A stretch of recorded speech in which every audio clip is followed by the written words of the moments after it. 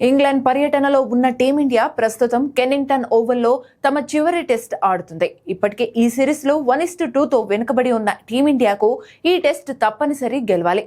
అలా గెలిస్తేనే సిరీస్ను సమం చేస్తుంది. ఓడినా లేదా డ్రా చేసుకున్నా కూడా సిరీస్ కోల్పోతుంది.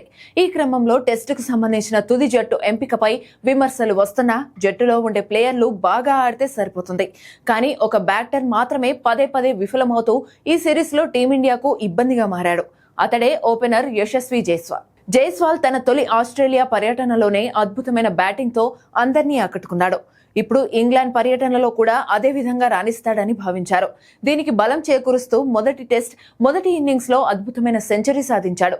కానీ ఆ తర్వాత అతని ప్రదర్శన ఏమాత్రం ప్రభావం చూపలేకపోయింది. ముఖ్యంగా అర్ధశతకం చేయడానికి కూడా ఇబ్బంది పడుతున్నాడు. ప్రస్తుతం ఇప్పుడు ఆడుతున్న 5వ టెస్టులోనూ సింగిల్ డిజిట్కే అవుట్ అయిపోయాడు. ఈ విధంగా సిరీస్లో 6వసారి అతను 50 కంటే తక్కువ స్కోర్కే అవుట్ అయ్యాడు. ఇప్పుడు అతడి ఫామ్తో టీమిండియా కాస్త ఇబ్బంది పడుతుంది.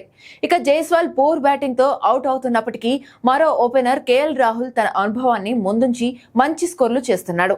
జట్టును ఆదుకుంటున్నాడు. అంతేకాదు జైస్వాల్ పేలవ బ్యాటింగ్ ఇలాగే కొనసాగితే టీమిండియాకు ఆరంభంలోనే పెద్ద సమస్యగా మారనుంది. ఇక ఈ సిరీస్లో జైస్వాల్ ఒక సెంచరీ, 2 అర్ధ సెంచరీలు సహా 360కు పైగా పరుగులు చేశాడు. మరి జైస్వాల్ తిరిగి తన ఫామ్ ని అందుకుంటాడా లేదా అనేది చూడాలి.